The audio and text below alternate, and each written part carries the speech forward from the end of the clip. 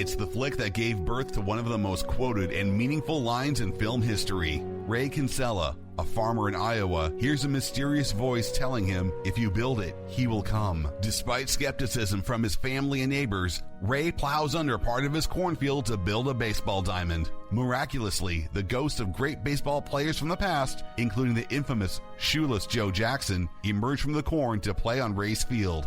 As Ray seeks to understand the deeper meaning behind this supernatural phenomenon, he embarks on a journey to connect with his late father, discovering themes of redemption, forgiveness, and the enduring power of dreams along the way. Wes, Alexis, and special guest Nick Eversman warm up their pitches for their review of Field of Dreams on View the Right Thing.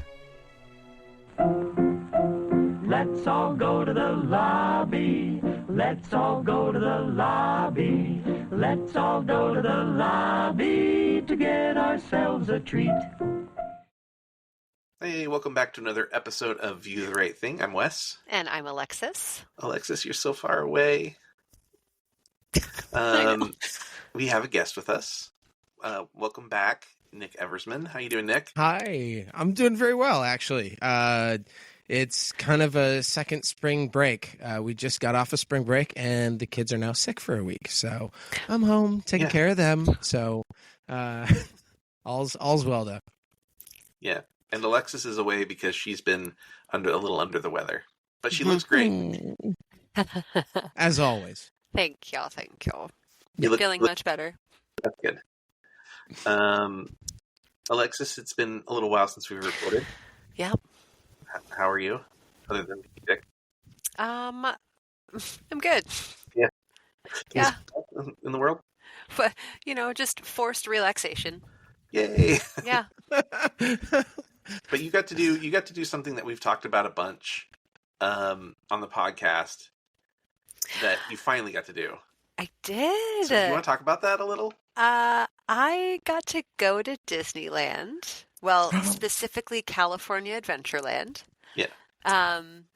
And I got to ride the Spider-Man ride, finally. Yay. Cool. Jeff, my guy, designed it, created it, has like 4 or 5 patents that he created for it.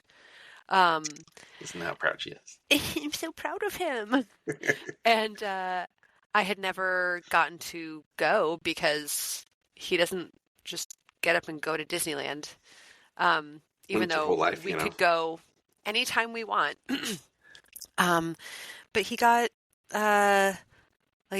honored for being with Disney for over 10 years, and they closed all of California Adventureland so that you could just. I waited 0 minutes to go on any ride. That's 0. great. It was Well, incredible. I think that the only thing that we actually had to wait in line for was the one where you're like flying over California. Soren, thank you. Because it was the very last ride that we went on, and like everyone was rushing to get in before they closed the park. So like 11:55 p.m. we're like, let's go. That's a good one to end on. I've Right? always loved that one. It was lovely. I was so surprised. I didn't know that like they would have different smells. Like you're in the forest, it smells like evergreen, and then it smells like the ocean. So you did Soren over California? For the world. I was going to say, because the normal, is it the normal one? Is Soren... is it Soren USA or Soren World? The world, because you go to like the Eiffel Tower and stuff. No, there was no Eiffel Tower. This was California. So you had the classic version, which is kind of cool. Yeah. Oh, I didn't know that. Like, I got to see something. Oh yeah, like the special version. You were the rare one. Yep. You get the orange grove. Yes, it smelled like oranges, y'all. That was so cool. Little trivia. Actually, when the golf ball's headed towards you, when they hit it, there's a hidden Mickey on it. Yeah. No. Oh, that's Spoiler. so cool. I love that. Spoilers. That's very clever. Yeah. Yeah. So I'm having issues. Oh, no. I'm getting like freezing. I'm seeing that a little bit. Yeah. Yeah. Like when you were telling your story and you were all excited, you guys were completely frozen and it came back and you were like, and we did Soaring Over California. So I don't know what else you talked about prior to that, but That was it. I was vamping. and I was like, I think I'm frozen. Are we frozen? What's going on here? And it just froze again just now. So I don't know. We'll see how this goes. But Okay. this one might be The- we're having all sorts of fun technical issues today. I can see there's a little bit of a delay, but Yeah. Yeah. it's okay. Okay. All right. Well, our echo cancellation is turned off, so hopefully that won't be an issue. Yes. So you got to ride the Incredicoaster as well? I did. Yeah. Oh man, I grew up near Six Flags, Great America. You know, Nick. Wait, Chicago? Yeah, I grew up in the suburbs. So Yeah. wait a second. So were you more of like a Viper person, or were you more of like an American Eagle person? When I was younger, it was Viper because it was less scary than American Eagle because it's this wooden Well, they're both wooden coasters, aren't they? Right. Yeah, But yeah. the American that's Eagle like jostles you around. Well, that's a classic one. It's a classic. Yes. So Uh, it's kind of like Texas Giant, except the Texas Giant is kind of like a big version of Viper, but it's just really old. So Oh, yeah. the first like real coaster that I went on was it's the one that goes like straight up and then straight down. Raging Bull. Yes. That was actually my first real coaster I outside cried the whole way of- up. I was 20 years old and I cried the was- whole way. I was terrified. I will say that because the biggest one I had done since or like before then was Big Thunder Mountain Oh. in Walt Disney World. Aha. So it was big for me. So a Yeah. little different. But So like I Anyway. like roller coasters. I'm more of a Six Flags person than a Disney person because I like going on rides. the Like- thrills. Yeah, The I like the thrills. So the Incredicoaster totally rocked my socks off. I did not know what to expect at all, and it like I screamed the entire time, and it was so much fun. It was just a delight. Well, I've told you that we need to go to Shanghai Disney together. Yes. You know why? No. And you're gonna play it coy here, but I don't know. I maybe Jeff's involved. I don't know. Tron? No. Oh, Oh, dang it. He just froze. But we could still see each other. I'm frozen again. Oh wait. Hey, Yeah. Did you see me being frozen? we saw you Yes. being frozen. Yes. It's okay. I don't know what to do. I don't know what to do about it. Now that we're recording, It's a bandwidth thing, yeah? it shouldn't be. I have killer internet here. It's never been an issue before. Don't kill you. I'm wondering if there's something running in the background or I thought I closed everything else out. But so what I was gonna say is there's a new Spider-Man ride being Oh. built. There's 2 Spider-Man rides being built in Shanghai, and one of them is going to be an extreme coaster. No. What? For real? Are they gonna like kind of do well? Okay, I shouldn't have. I was gonna say it's not like a 3D coaster, like where you have goggles and everything. No, and you it's do like this a real. crazy. It's like a real roller coaster. Well, no, I'm not saying like the Universal. Like, is it like an X2 where you have the goggles don't on think and so. you're like, I don't think so. okay, that's I mean, fine. I don't know. I don't think anybody knows anything other than they announced it. They showed like a picture of like rails, but I mean, it's just like a concept, like mock-up of it. Yeah, two new Spider-Man rides, Whoa. but only in Shanghai. Huh. So I have to go. Look at that. Nice. It's the web slinging. And there's 2 rides Cool. opening in California as well. 2 Spider-Man rides? No, 2 new Oh. Avenger rides. Yes. It's Yes, sir. it's what like the What do you Avengers know, Alexis? ride What do you and I'm not allowed to. I'm not allowed to say anything. no, I know Especially they are. not what is it? here. We know what they it's are. the Avengers ride and something else, right? No, we know what it is. They've already, and actually, I know sort what of it is. suspected that might actually be what Jeff might be working on because it seems like it's up his alley. I don't know. There's an Iron Man ride. It's like you're in Iron Man's back. like using your hands. He looks so Or- stoic right now, doesn't he? Ring lights. Just waiting, The ring waiting lights. for it to The ring lights. unfreeze. It's so frustrating.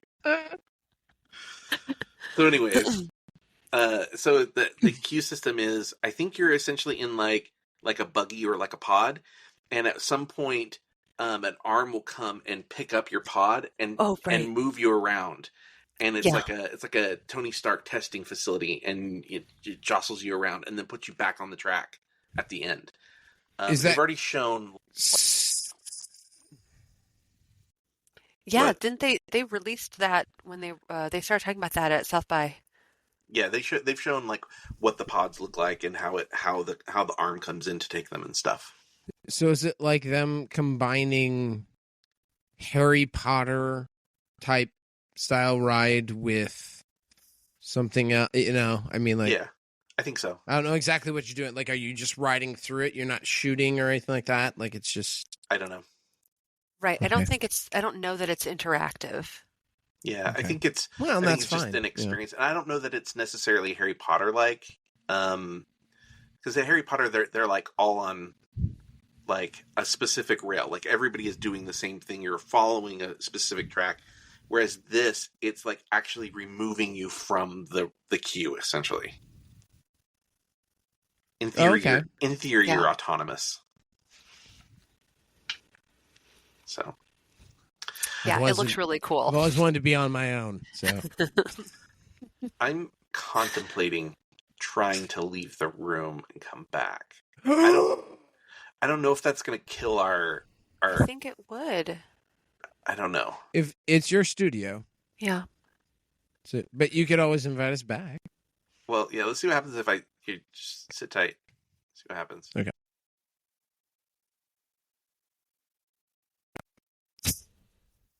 Oh, we're still here. We survived. Oh my God. We survived. By the way, oh gosh, I cannot Alexis, believe we can talk now. I can't believe I've never met you, but I worked with your wife for like 3 years.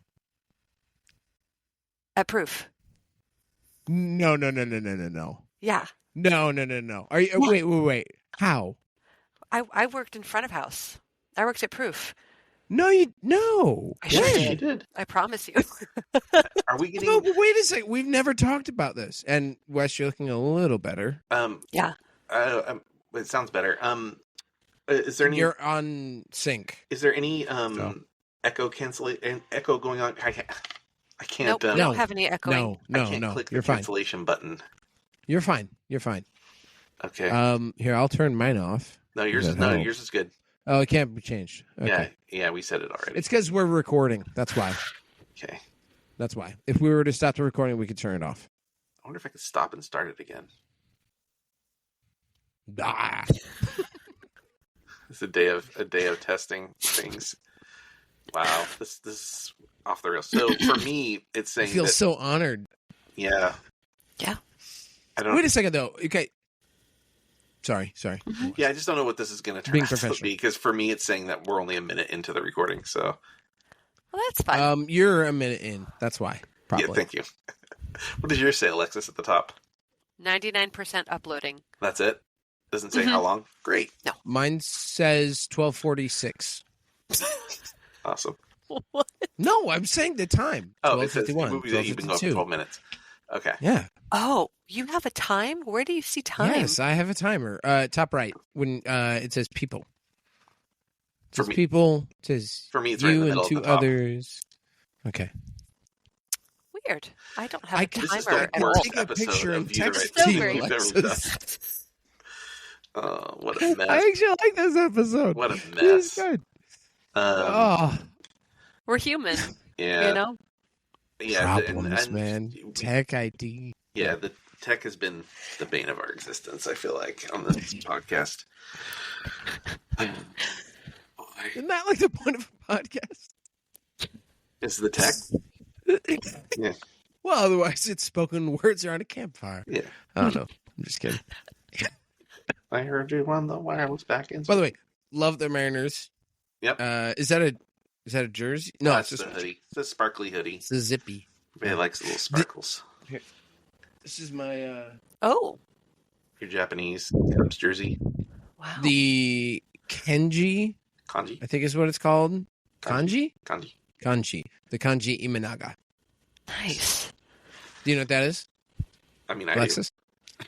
No, I know. I was No. saying Alexis. So No. that's it's I think it's technically their first name.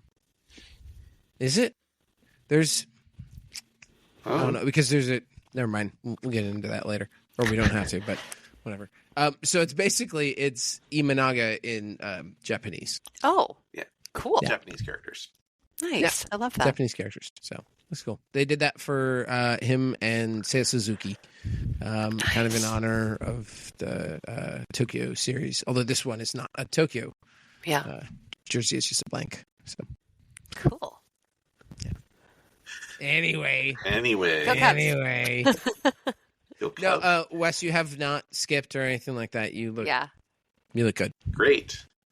So Question will be is when we stop, will it all be uploaded properly? We'll see. I'm in a different place than I was look, before. because we're starting now though. Wait, a different place? Like, Like, do you want me to leave and come back? No, you're good. No, Did because you if I move leave and to come the back, other I'm computer? on the Yeah. left now.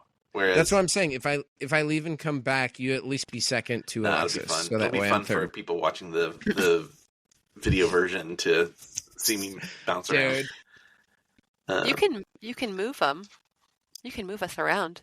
No, I can't. I can't do anything. I can. Yeah, but I have no control. I'm like, I'm a guest on then the Alexis podcast. is on you. It's on you, Alexis. Yeah. Okay. You figure it out because Cool. you're the host then. Like Alexis might be able to change my echo cancellation. That's what, yeah, there you go. I don't know. Oh boy, this is starting great. No. This is so fun.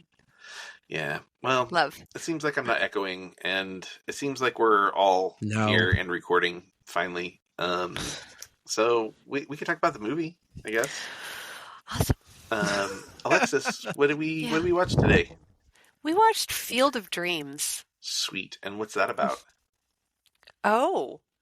What is that about? Oh, yes. I'm not the only Who? one out of practice. Who was not? I know. We are out of practice. Good Lord. It's okay. I know what it's about.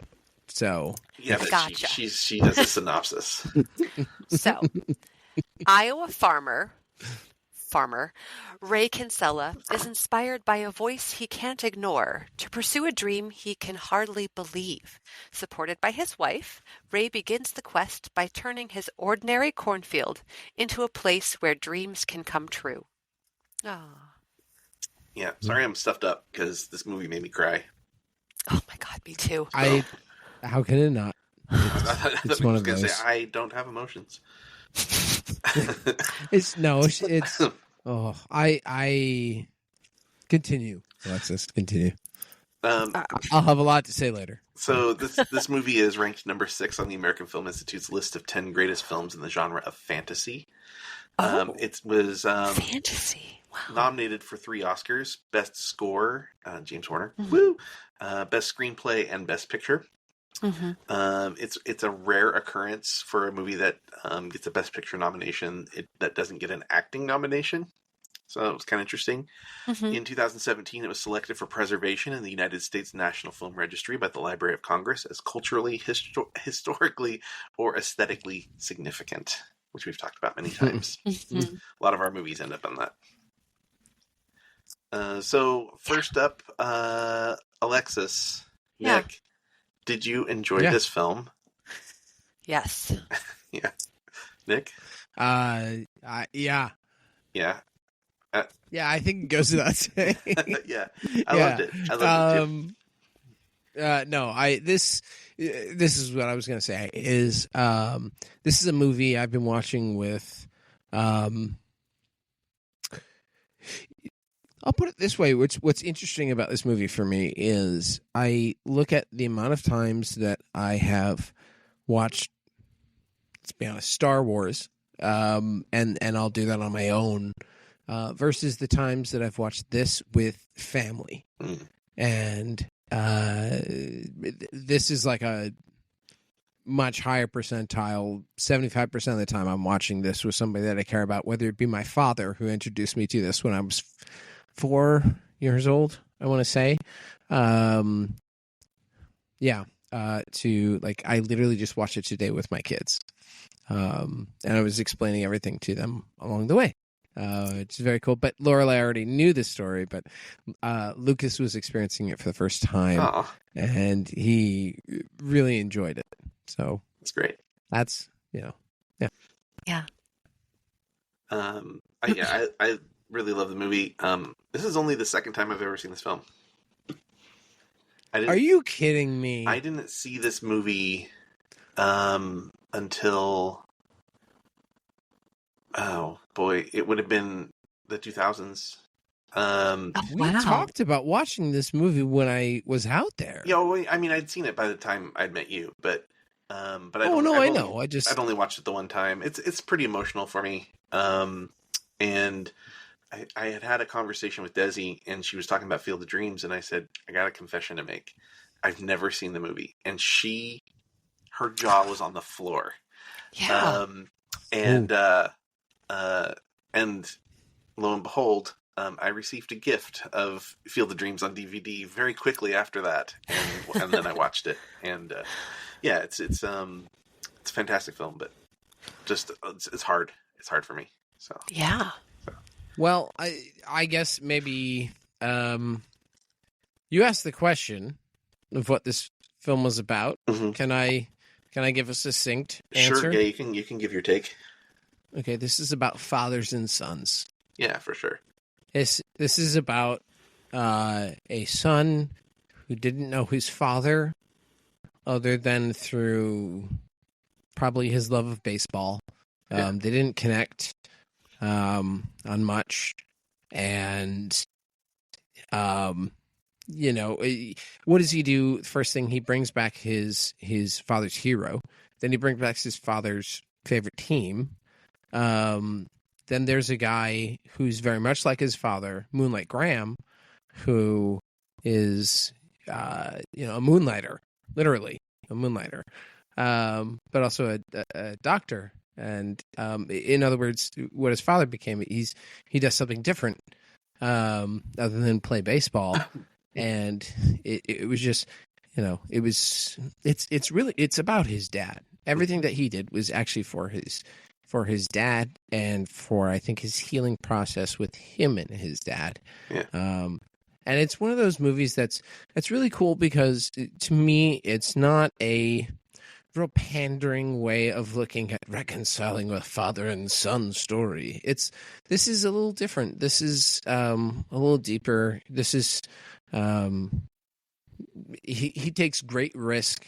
He risks everything. He risks losing his land, his family. Yeah, we'll get into that too. To an extent, yeah. But so generally, what I'll do is I'll have Alexis give us her notes, and then we'll just chime in. Oh gosh, darn! Based off of those notes. So Lots of notes. Kick us off, Alexis. Lots of notes. Okay. So, I unfortunately didn't take any notes when he was talking about his father at the very, very, very, very beginning. Yeah, when he's doing the whole narration over the credits. Yeah. Yeah. But the first thing I wrote down was, I love the Harvey scene when he calls him a very sick man for hearing voices. Yeah. Which is exactly what's happening to him. Yeah. Which I loved that juxtaposition. And then when he goes to, I don't know, the feedlot or whatever, and he's talking to the different people, and Crazy by Patsy Cline is on the radio. Yes.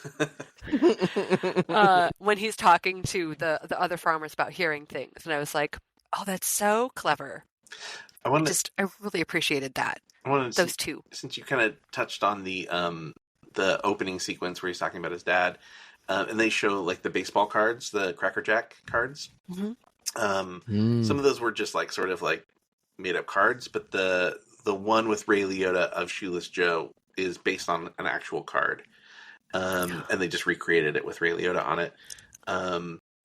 But those cards became more popular because of this film. They became like more collectible. Wow. Yeah. That's so The cool. old styles. Yeah. Yeah. Although, should point out for the purists that Ray Liotta bats and throws from the wrong sides in this film. Thank you. Because Yes. Shoeless Joe was a lefty batter and a righty thrower, and Ray Liotta bats from the right and throws from the left. Which is actually kind of flipped it. interesting, to be honest. Oh. That's Ray Liotta had like no baseball training, so they were just Well, like, whatever you but can it's- do. No, I was just gonna say it's interesting that he literally has the complete opposite. That's just a little different Yeah, in he just sports was to able have to, that. to do it that way. In fact, well, we'll Righty throw lefty. We'll get there when Alexis gets us there. But there's some more interesting Ray Liotta playing baseball stuff. Okay. So you were at the feedlot. Okay. The next thing I Right. say is he thinks Shoeless Joe will come back to play baseball in his field. Yeah, Honestly, so I was also 4 when I first saw this movie. I don't know that I have seen it since. And so it was really like watching the movie for the first time. yeah. And also, I turned to Jeff afterwards. I was like, I don't think a 4-year-old can comprehend what this movie is really about. Yeah, no, absolutely not. Like tears are strolling down my face. Yeah, And the fact that he goes, I've just created something totally illogical. And I think for a farmer, I feel like calling him a farmer is really loose. well, Like, does he enjoy being a farmer? I don't think so. I don't know. He raises corn and sells it. Yes. But like to be illogical as a farmer is like an antithesis. Oh, sure. Sure. You have to be a very realist. Yes. You have to work straight off of what is in front of you. You live off the land. Yeah. What you see is gospel. Yeah. Well, since you're He talking, killed like half his crops since you're for this. Right. since you're talking 2 acres. So since you're talking about the farm, Someone's done homework. there was a terrible drought when they were filming this. There's a really, really bad drought, and so they planted this corn, and the corn wasn't growing, and so they brought in their own water trucks to deal with it, and it actually ended up growing. They ordered like corn from overseas to like pad the field in case it didn't grow, and it turns out it did grow, and it grew too high. So the scenes at the beginning when Kevin Costner's walking through the corn, they actually ended up having to put boxes and planks for him to walk on because it was like way over his head and they couldn't see him and stuff. So Typical LA actor. The corn can't be higher than me. yeah, Right. I have to defeat the corn. The corn can't defeat me. And they had a very like specific time frame in which they could film this with the corn. Well, yeah, and all sorts of things like the times a day that they shot everything meant that they would have to do like, you know, they were only getting like 15 minutes a night to shoot some of this stuff. So I was going to say when they're filming in the evenings and especially at sunset, a lot of these, I've been there. That's a very limited time. It's You 15 got to minutes, be on point. And some of these were big sweeping things at the time, so Right. I can't imagine what that must have done as far as are we getting this tonight versus is this going to take a week to get correctly? yeah, Right. I think some of the stuff like when he has the conversation with his dad, they were like, "You're gonna get one shot at this, so don't drop the ball." Yeah. Literally. That's a have heck either of of a you been Clint watching Eastwood The there. Studio? What's that? Have either of you been watching The Studio? No. It's the new Seth Rogen show. No. The most recent episode was A specifically little bit. about trying to get sunset Oh yeah, and how you only have a certain amount of time. yeah. So people have heard the term magic hour, and what I think a lot of people who aren't in the industry don't know, and sort of to Nick's point, is that you don't actually get an hour. you get 15 minutes in No. that Yeah. hour. That's like the perfect moment, and after that, it's too dark. You can't shoot. So it's a very, very narrow window. I literally I'll just very quickly say I literally the first thing I ever did that was a film. The first take, the whole thing is about it being one continuous shot. The very first take was literally him waiting for the sun to rise over Lake Michigan, and as soon as that happened, we were go for an hour and 45 minutes. Wow. It's and if he didn't get it, that was that. That was that for the day. It was done. There's another really well-known movie, Warhorse, Steven Spielberg's Warhorse, with so Janusz Kaminski was the DP on that, and they have like it's on all the posters and all the material and stuff, and it's like this beautiful like red pink sky in the background. And they scouted the location, the direction, and the time of day, and they were like, it's important that we wait for this moment. And they did. They just like waited and waited and waited and waited until they had, everything, all of the stars aligned, so to speak, and they just had to do it at a specific time of day, but it's iconic now. So I mean, suffice to say, the cinematography was all kind of planned out very well. Yeah, with this, they definitely took a look at what worked with the shadows and all that. So yeah. What else? What's next, Alexis? The field becomes his obsession. Yeah, which is an understatement. Yeah, like he's just watching him like sit at the chair, looking out the window, like, is it going to happen yet? Is something going to happen yet? Yeah, and Christmas shows up, and it's like no, and stuff. And he's still like, I'm having a terrible Christmas because there's no ghosts in my field. Yeah. I mean, right. It's different than that, but still, yeah. Yes. That's and then an interesting one. Seeing a young Ray Liotta, like, oh yeah, rest in peace, Ray Liotta. Oof. And I go, but why would he come to Iowa if he played for the White Sox? Yeah, I mean, because like, why are any of them coming to Iowa? Yeah, I mean, that was the weird part for me. Well, yeah, and I think ultimately in the end it's because there's a connection with his father. And they wouldn't show up anywhere where there was like major baseball, right? Because interestingly, the year before this movie came out, 8 Men Out came out, which is the Charlie Sheen movie where it's actually the story of the Black Sox scandal, where they took a dive. And they talk briefly about it in this movie, but they also allude to it with a line that Ray Liotta has in it, where he asks about the lights. What's up with the lights? And he's like, all the stadiums have it because the owners, and so he this idea that owners want them to be able to play at night because they can make more money, and he's like, owners. Yes. And that was the reason why they took the dive, was because they weren't being paid by the owners. And so they got involved in this illegal betting scandal. And so that's the reference. So that was a real thing. Yeah, that really happened. I wrote this down. The lights make it harder to see the ball, but the owners saw more people could make it to night games. Yeah. And that's true. Yeah. That's the last team, and this is an interesting bit too. The last team to ever, and he says Wrigley Field, last team to ever were the Cubs. The first night game was rained out. And do you want to, Alexis? Do you want to guess what year it was that Wrigley Field put lights in? Yeah. I mean, I'm not surprised that it was rained out, because how many Cubs games have been rained out? Like, sure. I experienced tornadoes during the Cubs game. Chicago in the spring. Yep. Yeah. But when they put lights in, I'm gonna guess 62. Nope. 1988. Oh, what? That late, yeah. Yeah. The year the movie came out? Yeah. Well, so so the movie came out in 89. I think they shot it in 88. Okay. I think.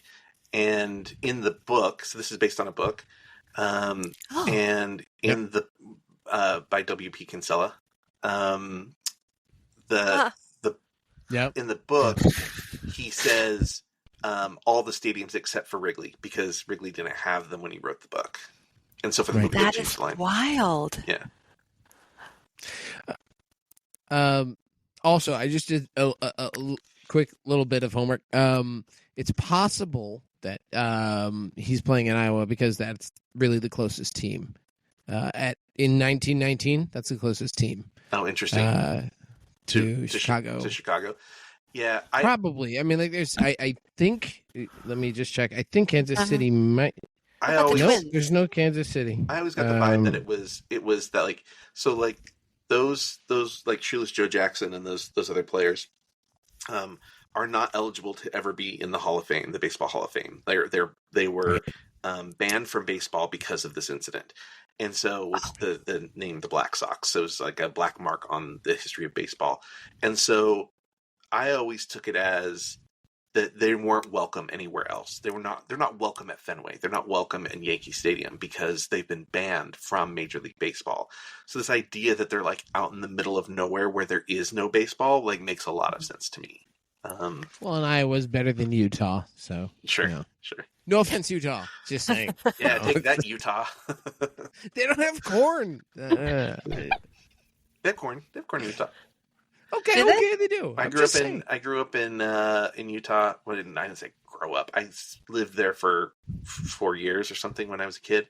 And we had, our neighborhood. Then there was a street behind our house, and then there was a cornfield directly behind that. Huh. So I can tell you, they do grow corn. Wow. Sorry. I'm sorry. I'm just coming to the defense of Utah because you're slandering No, them. you're good. You're good. I have nothing against Utah. Yeah. Sorry. Yeah. So the book. Yeah. Was What was the name of that? Well, there's a couple of books. But it's called Shoeless Joe. So that's what this movie was based off of. And that's what they Right. originally called the movie, and audiences hated the title because they thought Yeah. it made it seem like it was like about a homeless, like a hobo or something, and so they changed it to Field of Dreams. But It's a better name. the original title of the book was going to be Dream Field, and so they changed this to Field of Dreams. And there's another reference in it when he says, what is of course I don't have this note here. It's just when Shoeless Joe is talking about, like, what he's been missing, and he talks about the grass. What does he say? Well, are you talking about you ever hold a ball? You ever smell a ball or a glove? Yeah. You ever hold? Yeah. And then he hold a says, ball. hold on, I'm going to look it up because it's actually a really cool. The thrill of the grass, the smell of the grass, the thrill of the grass. And that was that's the title of one of Kinsella's books that's all about baseball, The Thrill of the Grass. Thrill of the Grass. That's the reference there. So thank you for remembering that. Mm. What's next, Alexis? What's next? I did mark when Joe Jackson says getting thrown out of baseball was like being amputated. Mm-hmm. Like, I totally, that resonates with me. Like, if I were kicked out of being an actor, I would die. Alexis. Yes. Alexis. As someone who just moved away from LA. Oh. Poor Nick. Well, and I love what he said directly after that, which is, I don't remember the direct quote, but I believe it was something along the lines of men scratching itches of legs that have been dust for 45 years, something like that. Yeah. And it's like the idea that you can't get back to, or you can't scratch that itch. You can't appease that part of you that is loving something that is now gone. The fact that you can't connect with it anymore. Oh, yeah. Yeah, and you know, it's people say it's a game, but it was his life. That's what he did. That's who he was, and that's who I believe that's who he identified as, because we don't see him really as anything else in this film, and I guess that's my take. We do see levels of him, but he's a ball player. Yeah, you know, and so yeah, the idea that having that stripped of you, Yeah. beautiful. Yeah. What do I I say? want to revisit that later at the end, by the way. Oh, yeah. Then I write, only they can see the players. So it was so wild when Amy's family was over and Gabby's like, the game's on. And they go outside and they're watching the game with the players. Yeah. And none of Amy's family can see it. Yeah. And it's almost like if you don't believe in it, you won't be able to see it kind of thing. I think that's part of it. So I was trying to like wait a little bit longer to we get to the end, but I don't know how to All right, we can save this. address. We can totally save this. Yeah, I don't know how to address some of these We can things. save it. I have something to say to it. Yeah, I believe there's something else at play, that I think isn't really revealed until the end of the film. So I'm gonna let's come back and revisit them not being able to see it. So Okay, yeah, I'll write that down. That and the amputee thing, I think, are both relevant at the end of the film. Okay, Yeah. and I'll add. Ooh, And the Wes, you getting deep thing. on me? I didn't connect with the end of the. Oh no, you about to blow my mind one more time? No, I don't think so. But Okay, I think you are. let's see here. since we passed over, I wasn't sure if you were going to have a note about when he actually plays with Shoeless Joe for the first time. He hits balls out to him, and then he's like, "Hey, can you pitch?" Can we please? Yeah, can we please? Yeah, do do a something. second there. Nick? Well, for me, it's that is such a heavy moment of, oh my God, I'm playing with my idol. Yeah. Excuse my language, but like, whoa, this is everything I've ever believed. Everyone said I was crazy. He's here. He's, he's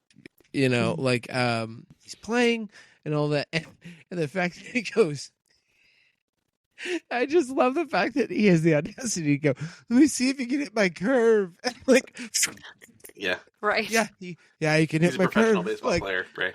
Oh my goodness. Like I said to the kids today before it started, I was like, what do you think's going to happen? And they're like, he's going to hit. I was like, this is BP. Like, yeah. This is, and yeah, that was really cool to see. Yeah. So the line drive that he hits at Kevin Costner. Right. So Ray Liotta, again, to mention, he was not a trained baseball player, and it was an accident that he hit at Kevin Costner. And wait a second, that was actually Ray? Yeah, that was actually Ray Liotta, and wow. And Costner, fell and just kept going with the scene. Oh, good. So yeah. Oh, that's beautiful. Yeah. I didn't know that. I literally was like sitting there watching it today with my kids going, yeah, the catcher's gonna catch it, he's gonna swing, and someone's gonna shoot a ball. I didn't know that was legit. Wow. Mm-hmm. Yeah. That's cool. What's next? That's about as perfect as you can get. The next thing I wrote was ease his pain, and I was like, who are you talking about? Whose pain? Yeah. I don't understand. And so that gets answered later, clearly.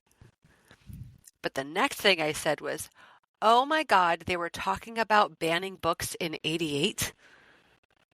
Yeah, I know, right? It's still I know. happening. I know. We had banned books when I was a kid, I think. Yeah. Yeah. Yeah. It's insane. Freedom of speech. That scene, the PTA meeting, it was the Yes. first thing they shot in the movie. And so Amy Madigan was like a little bit nervous, like having to get up and yell at everybody on day Are you one. kidding? So Wow. yeah, she was great. She did great. I loved the commentary on censorship. Yeah. It was really beautiful. Yeah.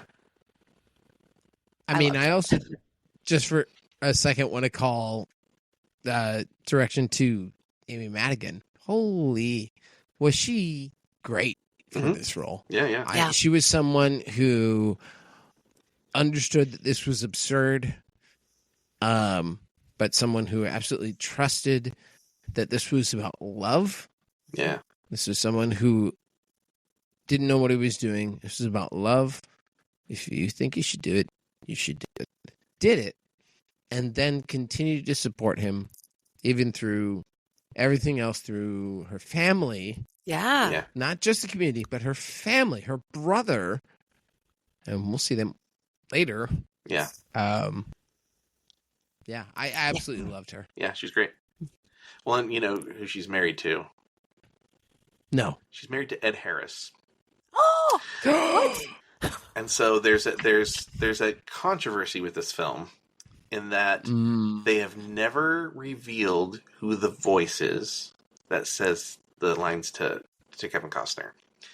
And W.P. Kinsella, who wrote the book, believes that it was Ed Harris because he was there. No. But there has been no confirmation. Other people have thought that maybe it was Kevin Costner, that maybe it was Ray Liotta, but they've never actually said who the voice is. That is a very gentle Ed Harris. Yeah, it would be. Right? Yeah. I always thought that it was James Earl Jones. Mm-mm. No, I mean we don't know. I don't know. actually, I always thought it was, excuse me, I don't know his name, but the gentleman who plays Ray Kinsella. Kevin Costner. Kevin Costner? Sorry, his father.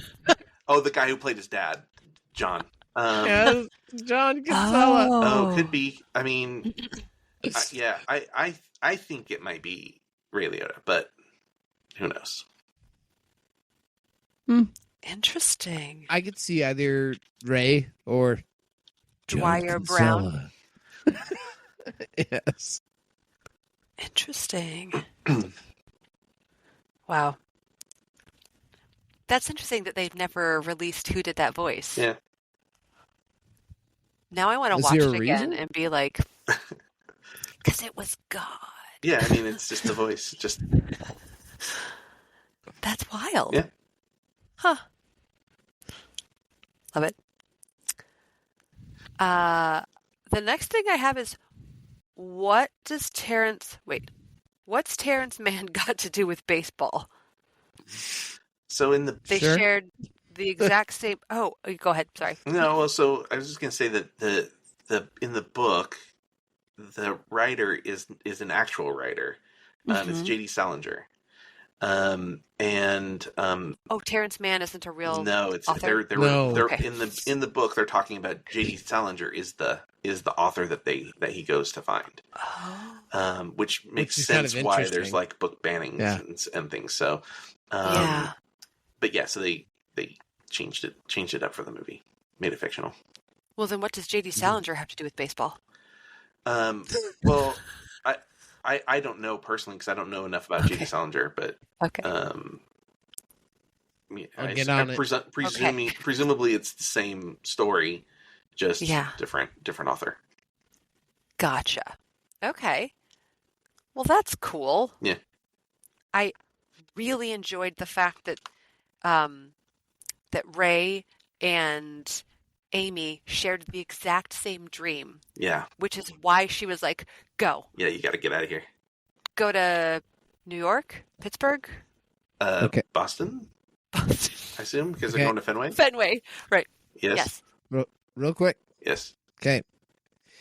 In Kinsella's novel, the main character Ray seeks out J.D. Salinger, Yeah. his favorite author, and kidnaps him and takes him to a Red Sox game. Yeah. That's it. That's all we Does- know. I haven't read Do the we book. know So if J.D. Salinger had any Oh, interest in baseball yeah, I or? don't know. I don't It's want so to dwell. interesting. It's just I like, don't want to dwell too much on that because it's not really like okay, pertinent to this. I don't think, but yeah. like you know, to, Um, yeah, no. I was shocked since I hadn't seen this movie in a few years. Mhm. That James Earl Jones was playing the author. As a child, I was like, oh, he was one of the baseball players. yeah, he wears a little hat and yeah, Like, my brain is wrong, but I fully remembered him being in full baseball attire. yeah. His wardrobe Mandela effect. Yeah. his wardrobe is definitely dated. And he's got that vibe. Well, You know, that's that. I was gonna say that's the interesting thing is that this is actually one of the things I thought about.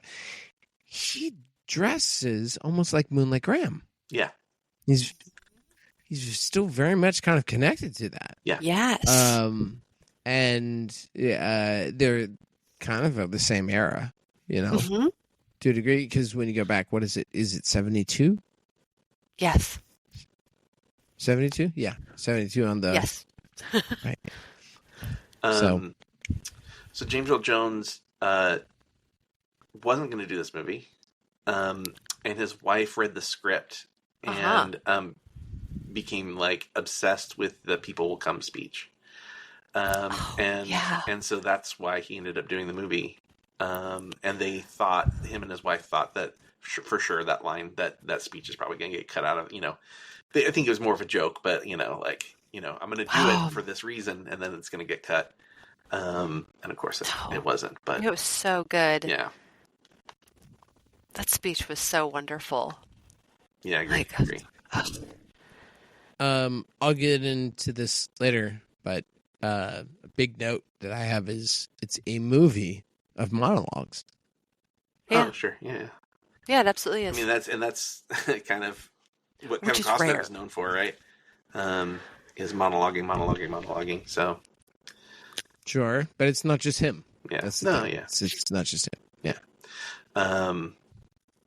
I had another note about James Earl Jones that just ran out of my brain. Oh, James Earl Jones was not a fan of baseball, That's right.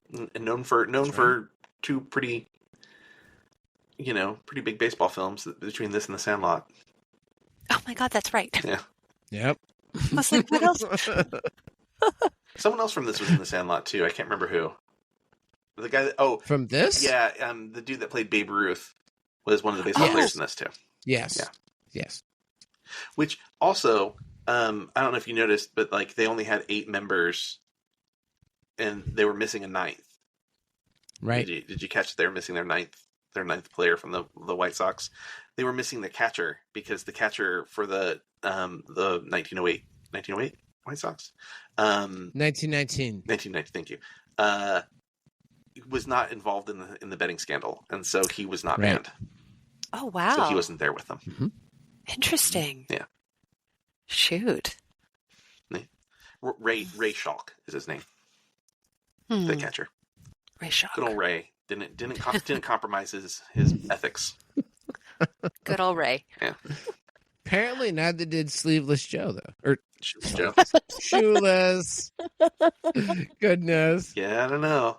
So they There we go. so after this movie, people and 8 Men Out, people became like kind of obsessed with Shoeless Joe, and there was a big lobbying of overturning his ban from the Hall of Fame, and the commissioner now, I'm not sure exactly when he did this, but the commissioner who is currently the commissioner now went back and reopened the case and determined that that they came to the correct conclusion and that these players are still banned. Wow. That's what Manfred said? That's what Manfred said.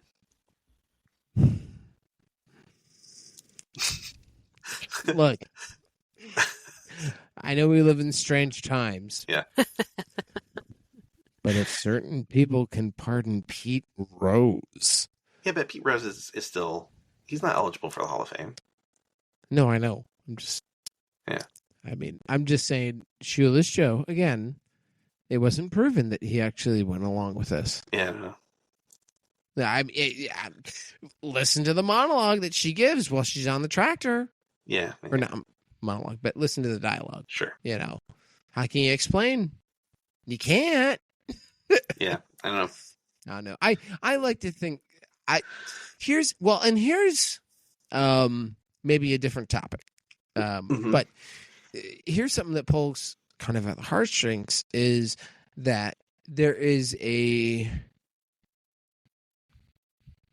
romanticism that his father has for especially Shoeless Joe Jackson, because it connects with his father, whom he didn't know his mother at all. And then his father is distant and, as they say, older, much older than kind of the, I'll just say stereotypical father is. And what does he say? By the time, what is it? He was ancient. Did they say he was ancient? Yeah. He was saying that like he used to resent his father for being old, for getting old. Right. For the fact, for literally the passage of time, he got upset at him. Yeah, but that's what happens when you're young. Yeah. You get upset at irrational things. Well, and you think you have all the time in the world.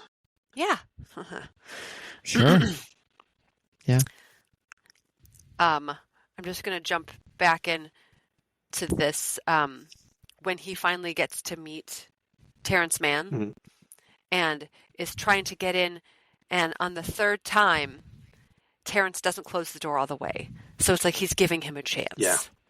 Yeah. And he fakes it so badly, having a gun in his pocket. Yeah. And the way he gets him from beating the shit out of him with a crowbar was saying, "But you're a pacifist." Yeah. And then he realizes, oh yeah, I am. They call each other's bluffs. Yeah. Oh, dang it. What would the newspapers think? Yeah. Right. And the fact that, like, it's really amazing that he's able to, in seemingly minutes, convince him to come with him. Like, I'm not kidnapping you. I'm asking you to come with me. Let's go. They went to the baseball game because that was in his dream. That was in his wife's dream. And they go to Fenway to watch the game, but also to see that name, to see Moonlight Graham up on the screen that seemingly only they saw. Yeah. Yeah. I do want to say something about the game. It features 2 uncredited extras that are Oscar winners. Yep. One, Matt Damon and Ben Affleck among the extras. Stop and it. They are in Of Boston. course. And Were they like babies? they would have been young. Yeah, they would have been really young. Yeah. And the director, Phil Alden Robinson, directed the movie Sum of All Fears with Ben Affleck, and years later.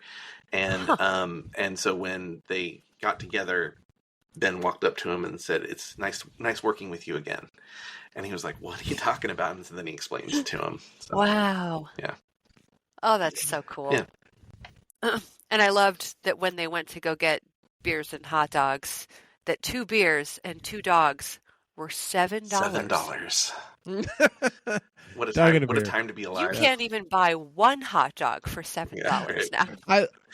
By the way, I absolutely love that monologue. All the things that he wants. No, what do you want? What do you want? Yeah. Just 3 grumpy old men. Dog and a beer. Yeah, like Yeah.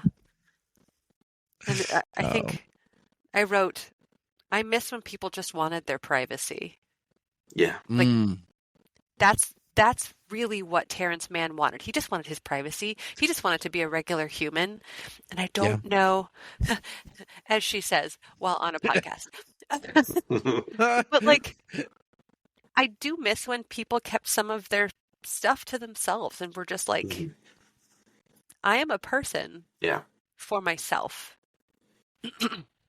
Anyway, so they both see Moonlight Graham, and Do they hear "Go the Distance"? Yeah. We don't They know both that. do. We don't know that that James Earl Terrence Jones. says he yeah, doesn't. but yes, Terrence they says both. he doesn't. But they both hear it. But they both do. Right. They both see what's going on. Just Yeah. because they both actually. And here's the interesting thing that I found. Sorry, I'm looking at you, Wes, over here on my screen. Is that he believed him? What caused him to believe? Or why did he hear the voice for the first time? That was one question that always sat with me. That ties into what I want to talk about at the end. Okay. Yeah. Which is There's a thread. There's a glad thread. I said it. Yeah. Glad I said it. Oh, something just clicked Yeah. in my head, Wes. We'll see. Oh. Let's get there. Let's get to the end. Uh-oh. Alexis is Whoa. having moments. Yeah. Whoa. I love it. My brain just broke a little bit, and I have to write One this of my down. favorite movies. Okay. One of my favorite movies for a reason. Mm-hmm. Yeah. Mm-hmm.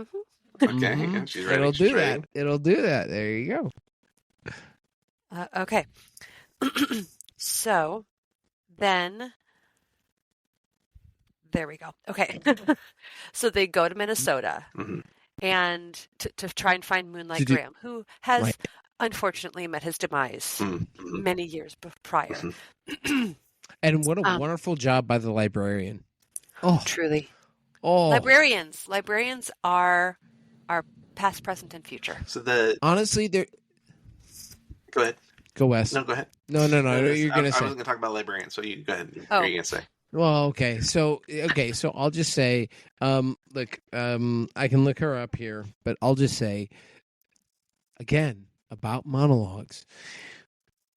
The delivery that she gives about his obituary, Yeah. the day he died, and it's his hometown, and this is where he's finally not met his mark. I don't mean that. Exceeded everything Mhm. and become just a wonderful member of the community that someone would write about you. Yeah. She delivers that so plainly, but so justifiably. And I just love the kind of finale of it, which is, you're a great writer. So are you. Yeah. Like, Right? it's Yeah. Well, makes you It's happy. very poignant. the obituary is Mhm. the real obituary for Moonlight Graham. Right. Oh my Yeah. goodness. Yeah. This is real.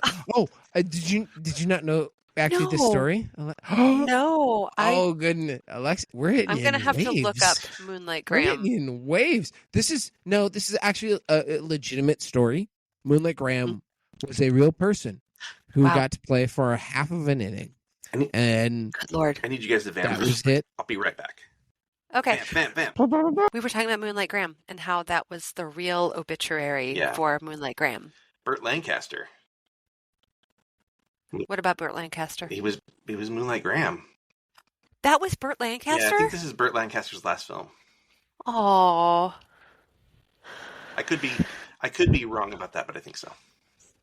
Let me look. I have it all pulled I up. give you two. It is? One job. I come back and it's dead air. You keep vamping. No, Oh, Burt I'm sorry.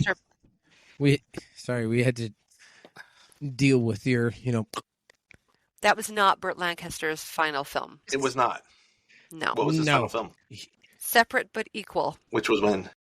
1991. Oh, wow. And he passed away in 1994. Oh, okay.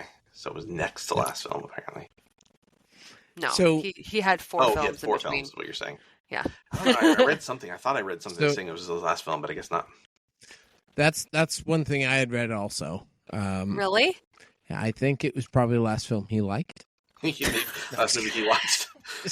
I mean, he was in Field of Dreams, and then The Betrothed, and then The Phantom of the Opera, and then Voyage of Terror, the Achille Lauro affair. Yeah, so the last film he liked. Yeah. Who doesn't Anyway. love the Achille Lauro affair? Yeah. But look, yeah, Watch it no, every Christmas. So So what is kind of so great about this film is it takes real life events like the fact of like Moonlight Graham, and it, kind of reminds you that it actually happened. Yeah. Yeah. There were people who did that. Moonlighting was a thing. Yeah. Back in the day. Mhm. There were plenty of players who did it. It wasn't uncommon. So wild. Well, you kind of have to almost think of it as almost AAA today. It was a little different, It just didn't have the same league setup. Obviously, you had your mainstays and everything like that, but there very much were people who would what we now consider being called up from the minors or free agents being signed. That was so and so can play. Yeah, hey, and that was that. You could get discovered at some Yeah. playing street ball or whatever, Right, exactly. It was a little different. Yeah. What I wrote was about Moonlight Graham. It's like he became a doctor and one who gave to everyone who couldn't afford. He wasn't like, oh, I'll only be a doctor if you can pay me all this money. It's like, no, he just became a doctor because he was a good person. Yeah. Who wanted to help people, like genuinely, which we see later in the film. Later on. Yeah. Right. That made me cry. He was a good man. Again. He was a good man. And I love that bit. Well, if this is what you're getting to, though, the fact that he says, if what's the exact quote of if I only would have gotten to play baseball for a little bit, or one thing, it would have been a tragedy. He says, son, if I only would have been a doctor for 5 minutes, it would have been a tragedy. Yeah. Like, he's resolved. Yeah. He's this version of him is absolutely resolved and going, I get it. And look, I wish it too. But no regrets. Yeah. Right? Yeah, he's moved on. Now, I don't know if there's any meaning behind this, but as Kevin Costner is walking through Minnesota, through where were they? In Minnesota? Nowhere in Minnesota, we're going to say. Sure.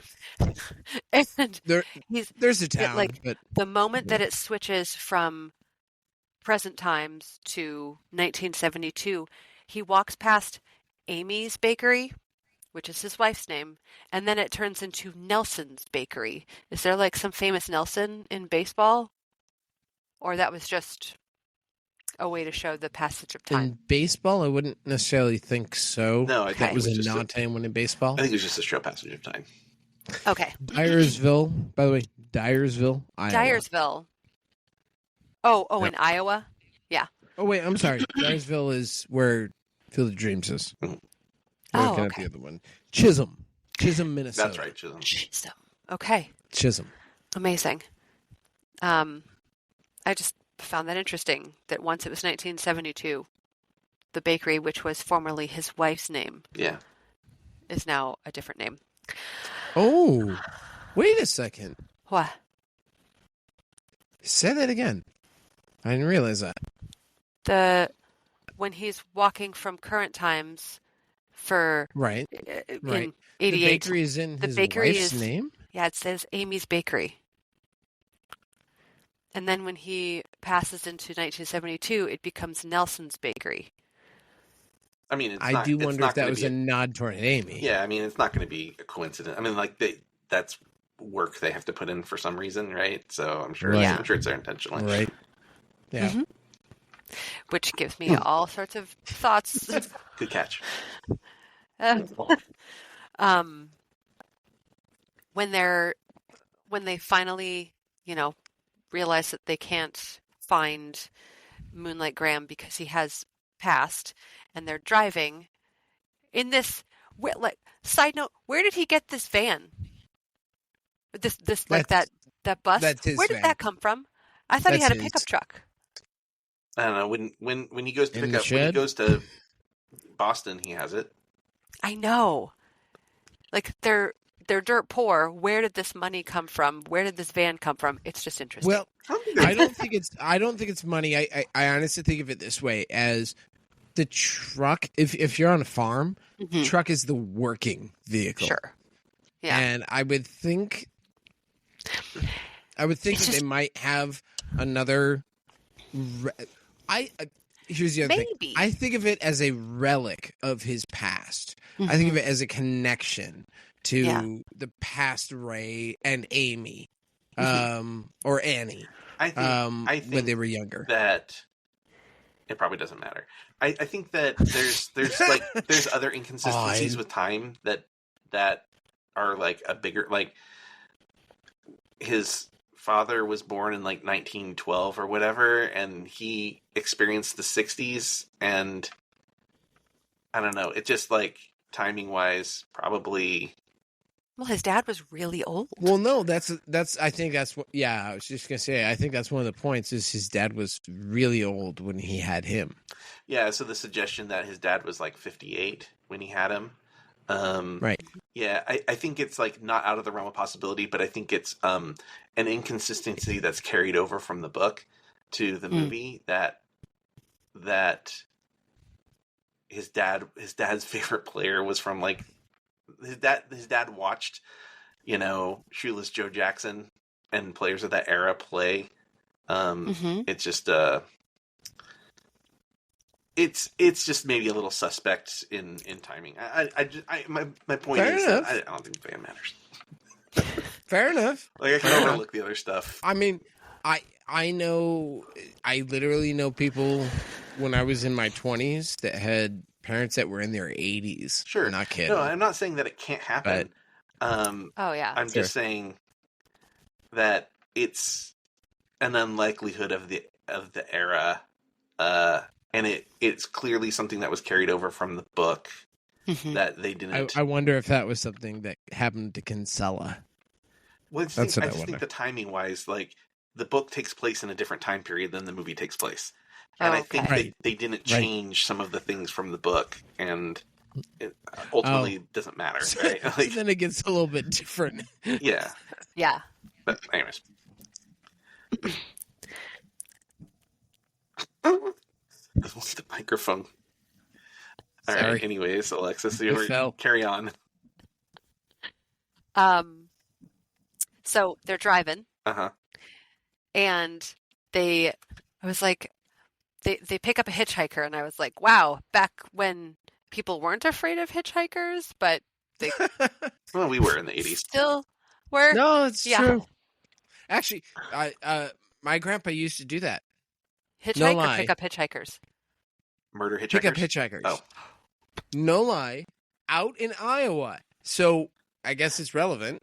Interesting. He used to pick up hitchhikers and take them to wherever they needed to go or give them a safe place to stay. That's nice. Your grandfather is very lucky. Yes. Also very lucky that he was He not was a murdered. wonderful man. Um, He was a yeah, no, wonderful man. in the 80s, there were horror films called The Hitcher. Like, God. we were I afraid was of it just in the gonna 80s. say this has no effect. We were told never to. I grew up in the 80s. We were told to never pick up hitchhikers. Yeah. Yeah. I think, Same here. yeah. Again, But like, Same here. Yeah. it's probably a carryover from the book. probably so. Was this book originally set in the 60s? Yeah, I mean the book takes place earlier. I don't remember. I don't know exactly. Okay. I can't answer Now all I the need to read questions, this book. Yeah. Obviously. But I'm like, a hitchhiker Ooh. plays baseball. but- Hitchhiker. How fortuitous. And I was like, Archie Graham. Oh my goodness. I was like, how cool is that? Name. And then like, as they're talking about, I don't know, as the movie is progressing from that, I wrote, I think he's working through losing his father. Nice. You figured that. Actually, isn't bad. I But- mean, it took me that long. Archibald. Archibald. It's named Archibald Moonlight. Yeah. No, Archibald Graham. And so when they say Archie, you're just Yeah. like, it's his dad. It's his dad. Okay, fair enough. But like, it took me that long because I was essentially watching this movie for the first time again. because I had no recollection of how this movie Right. actually went. Like, I remembered it completely different. It's very strange. Yeah.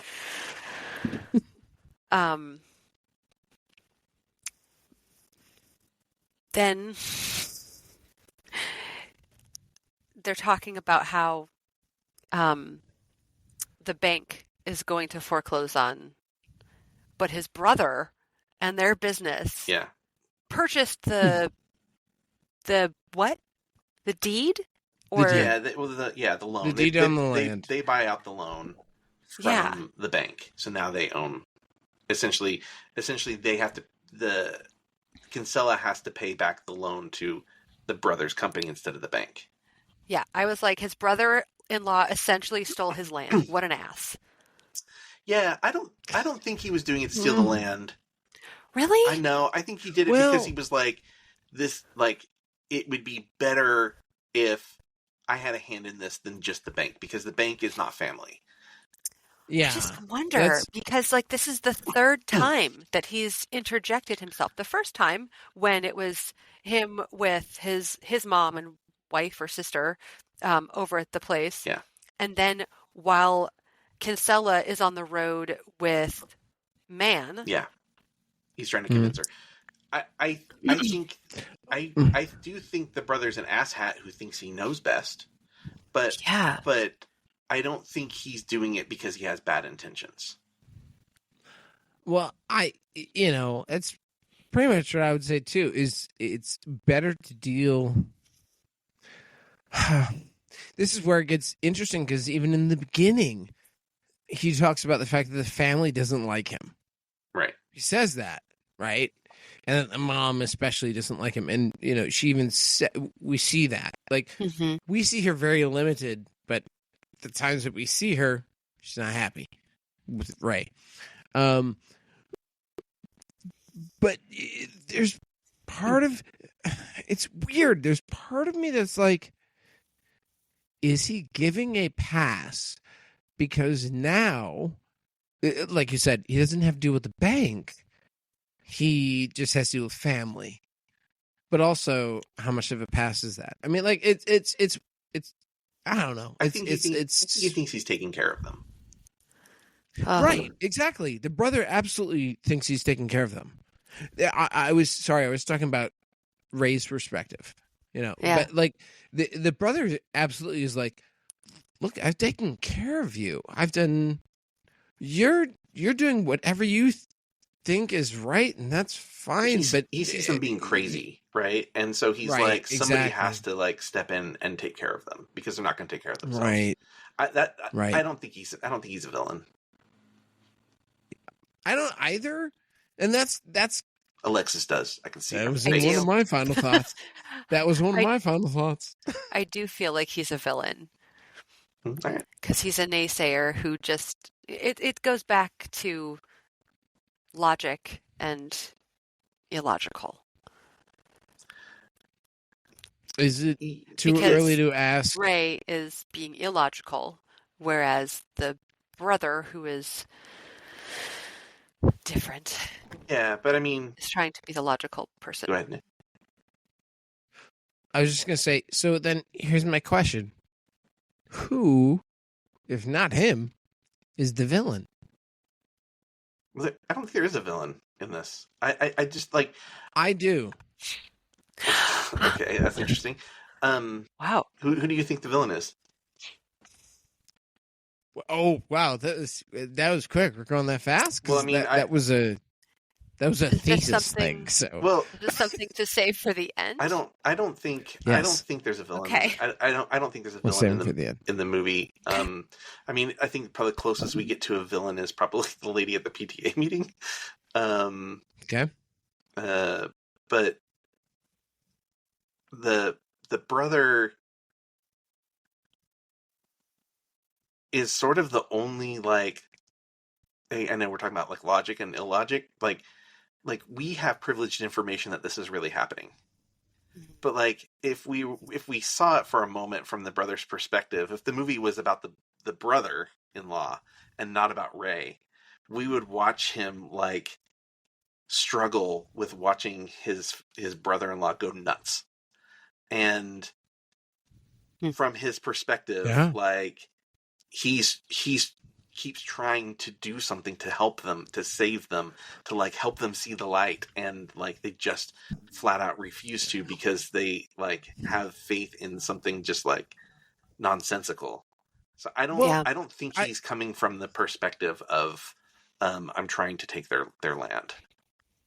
So one thing I will also say about that too is that so the brother is, he's, I guess it's just he's not necessarily a bad guy with all of that. At no point does he ever do anything that's kind of above the pale. He's kind of just worried about his sister. Yeah, that's how I see it. But Okay. Like that's he really is, and he says that, Ray, you're bankrupt. Yeah. I'm worried about my sister. Sorry. Yeah. Anyways. Yeah. What's next? What is next? So Karen's eating the hot dog. Freaking Karen. Brother-in-law, uncle to her, knocks her on the ground. That's off the top. That's exactly. No, I was gonna say this is exactly where I was. This is exactly where I was. That's not why I was mentioning it. Fair But enough. No, you're good. he does knock his niece on the ground from the top of the bleacher. And that's a simplistic no, way to I don't think look at it was not it wasn't ill intentions. Again, I'll get to this later. It was totally an accident. And then Archie gets to, like, as I'm watching it, I'm like, oh my God, he's the only one of those baseball players who has been off the field. Yeah. He's the only one that can traverse off the field. Once we know. Yeah. Right. And, we then learn he essentially loses his ability to be a baseball player again. From, like, being his true self and going to help someone. He sacrificed his dream to, like, he already got to play some baseball, to save this little girl. Which was so beautiful. Yes? What did you just say about his true self? What do you mean? Can you repeat that? You said something about his true self. Well, like, instead of the idea of this baseball player, he went from young, shoeless Moonlight. Archie Graham. Archie Graham. Moonlight. There we go. He goes from Moonlight. He goes from Moonlight to his true self, who he actualized into as an adult, who he became. So he got to be both his young self and his old self, and got to fulfill his dream that he had when he was young, and then got to live his other dream as an adult of saving people who needed help. He got to live both of his dreams. Yeah. I would argue that he is still Moonlight when he becomes old at the end. Well, he was still the same. But I mean, he's still conceptually Moonlight, right? Like the idea that he travels to wherever he's needed, and is slotted in when they go, hey, we need somebody at bat, right? And so he comes in as this like outsider, and they need him in a pinch moment, and he comes in and he does his job. Wait a minute. He stays Moonlight. Are you talking about when he's Archie Graham playing baseball? Yeah, so he's Archie Graham playing baseball. Does he pinch hit? No, I'm just saying, like, the concept of being a moonlighter is that, like, he's like, oh, I hear about how you can, like, travel to these other towns and then you can play baseball for them and they can just slot you in. And that's exactly what happens to him at the end of this movie, is that he's in this town that he doesn't know, playing with people he doesn't know, and they need him as a doctor and not as a baseball player, and so he moonlights as the doctor in that moment. Oh, so Moonlight is not. He stays Moonlight for his whole life. It's Moonlight Doctor. Yeah, exactly. Yeah. Oh, it's really that's sweet. a little different. There and you it go. isn't until that moment that the brother-in-law Mhm. is able to see all of the players. Yes. And like going back to what I said, like until you believe, Yeah. you can't see. But then this is when I wrote and the amputee thing. Yeah. So So the brother doesn't like go, oh, well, I believe that there's players there now. They just appear to him. Hmm. The brother is the cause, or almost the cause, of losing an important person. And it's almost like this traumatic event happens to him, and he feels guilt over it. Mhm. And that's when he sees the people there. And all of these players who are there and Ray, they all have this like this phantom limb, this thing that's like eating at them for like their whole lives. Terrence has it, Moonlight has it, Joe has it, Ray has it. And it's not until the brother-in-law causes something that makes him think he's just lost something for everybody. And then all of a sudden he can see it. And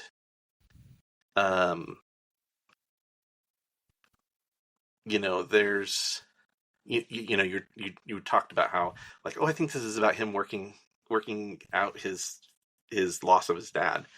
And that's the key. Like, I think the movie wants you to ask this question of who he is. Build it and he will come.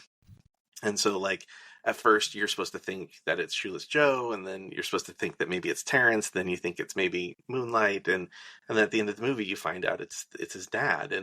And he has this phantom limb, this itch that he can't scratch, and it's built off of trauma over his own guilt of what he's done to lose it. And he doesn't get that. His dad's not there. Until he's like, what do I get out of this? What do I get? And Joe asks him, was this for you? Did you do this for you? And when he acknowledges that I didn't do this for me, I did this as a selfless act of like faith, then that's when his dad shows up. That's when it's for him. He didn't build it. Like, he didn't build it until then. Yeah. One of the things I love, and I'll be honest, I've actually watched the film through a few times that honestly checked this, was when does his dad appear? Yeah. Is his dad playing baseball that time when she chokes? Is he there? No. Shows up at that moment when the stars align for Ray, and when he understands, and when Joe is able to talk to him.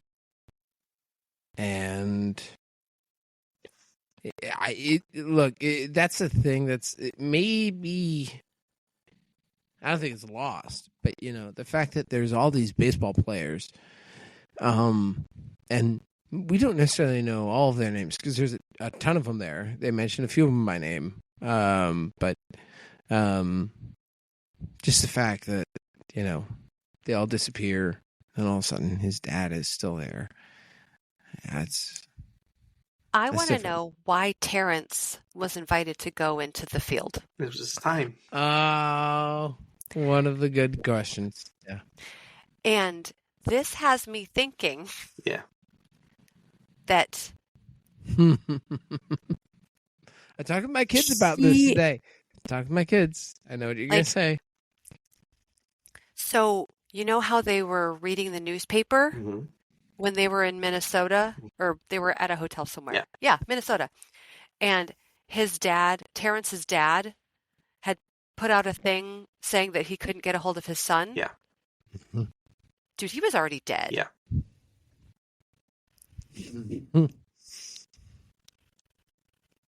I better call him, he says. Right? Yeah.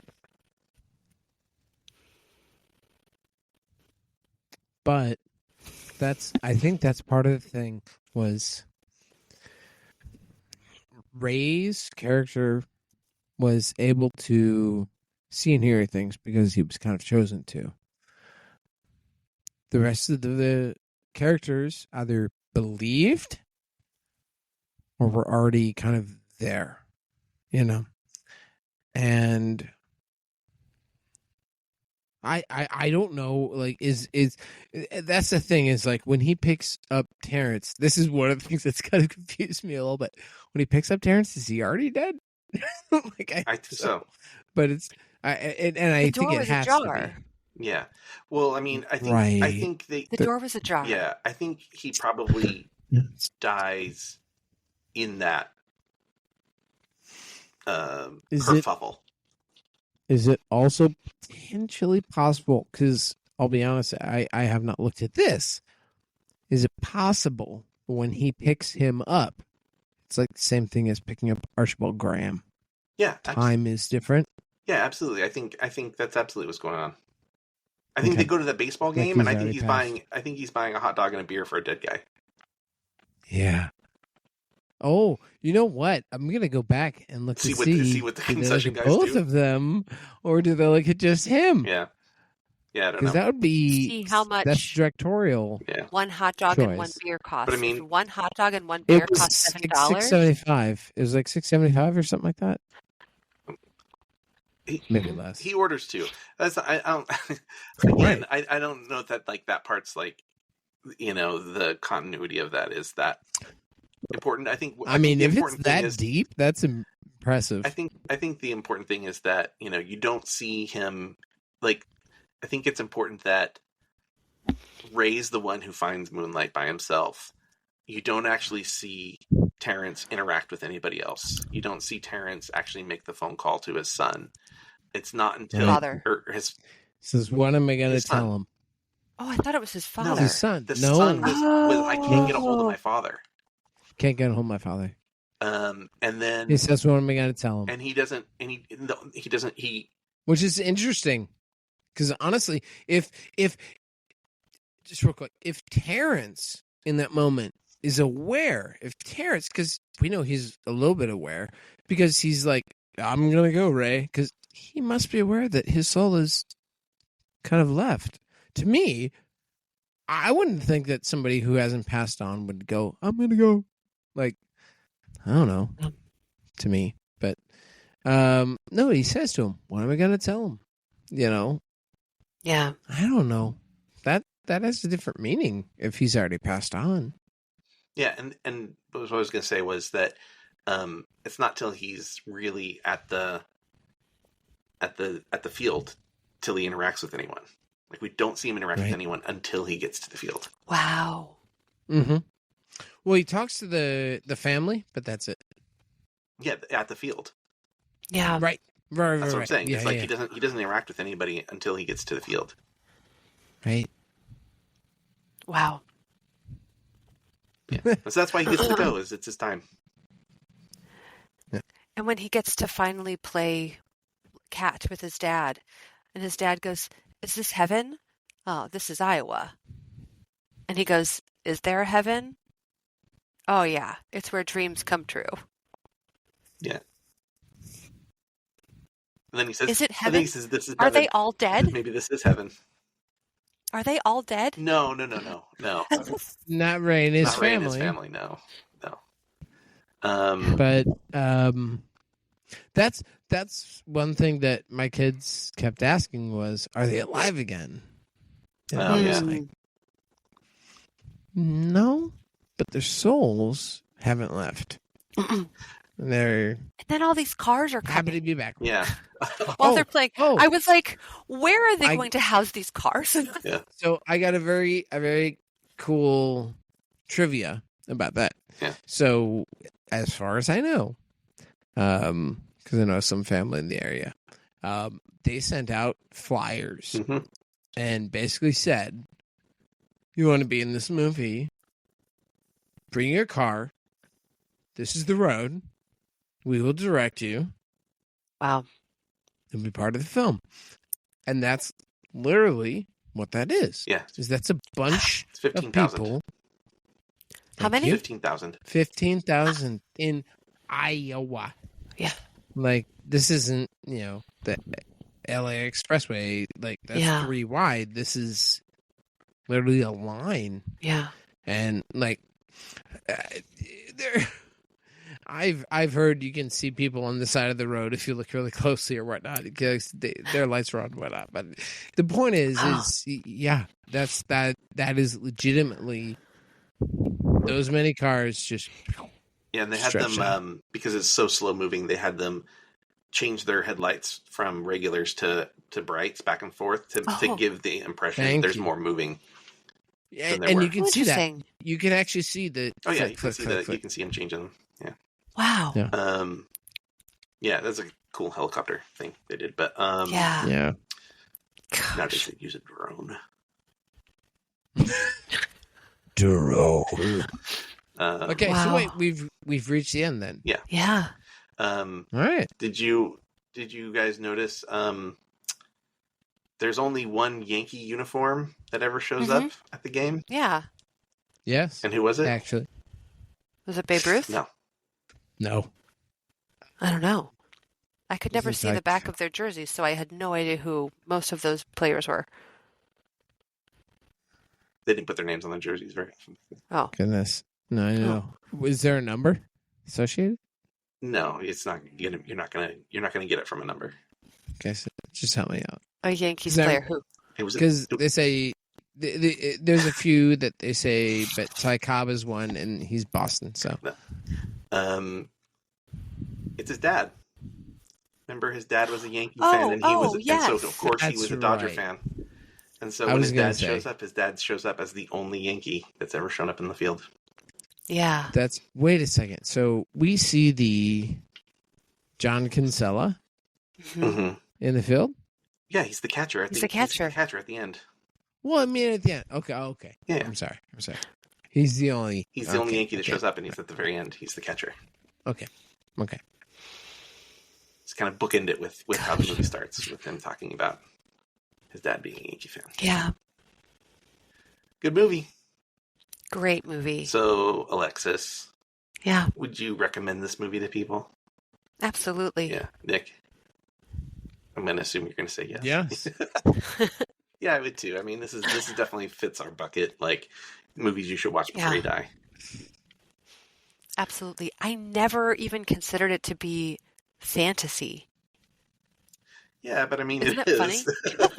I mean, it absolutely is, Yeah. but I never, like, before this, Yeah, I was just like, oh yeah, it's a baseball movie.